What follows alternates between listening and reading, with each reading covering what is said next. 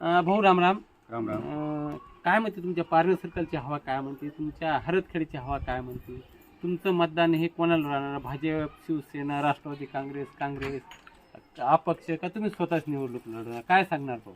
आता आम्ही रणजित सुरेश येडे सरपंच हरदखेडा अच्छा. या नात्याने जी आपल्या पारनेर सर्कलमध्ये जागा सुटलेली आहे त्या हिशोबाने मी स्वतः इच्छुक आहे.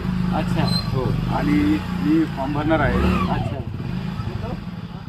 जर आता येणारे जेवढे पण माझी किंवा होणारे इच्छुक उमेदवार असतील, अच्छा, त्यांना माझी विनंती आहे की जो कोणी निवडून येईल त्यांनी आपल्या पारनेर सर्कलचा विकास करण्याची एक जिद्द मनात ठेवावी. अच्छा.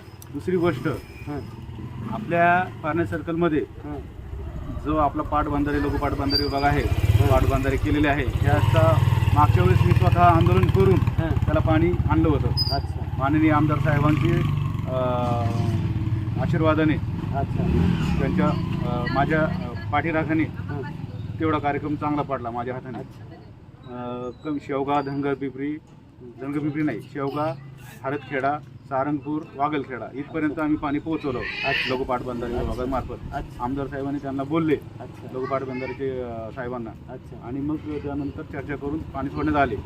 तसाच हा ज्वलंत प्रश्न आहे. वारंवार आम्हाला त्यांना सांगायची काही गरज पडली नाही पाहिजे लघु पाटबंधारे विभागाला. आता मागच्या वर्षी आम्ही आंदोलन केलं म्हणून पाणी आलं, त्यावेळेस काहीच नाहीये. पूर्व परिस्थिती होणार आहे. तुम्ही लढता स्वतः तुमचं मतदान स्वतःच. आता मी काय करणार? आता मी तर निवडून येईल किंवा नाही येईल ते भविष्यावर राहिलं, पण माझी अशी इच्छा आहे की पारनेर सर्कल मधला जो विकास करायचा आहे, जो कोणी उमेदवार निवडून येईल त्यांनी तो विकास करायला पाहिजे. दुधना प्रकल्प असेल किंवा समृद्धी महामार्ग असेल, इकडे 2-4 कोटी घालूस तर आमच्या पारनेर सर्कलच्या पिपरी तलावामध्ये किंवा दुधना प्रकल्प इकडे जोडून आम्हाला पाणी देण्यात यावे.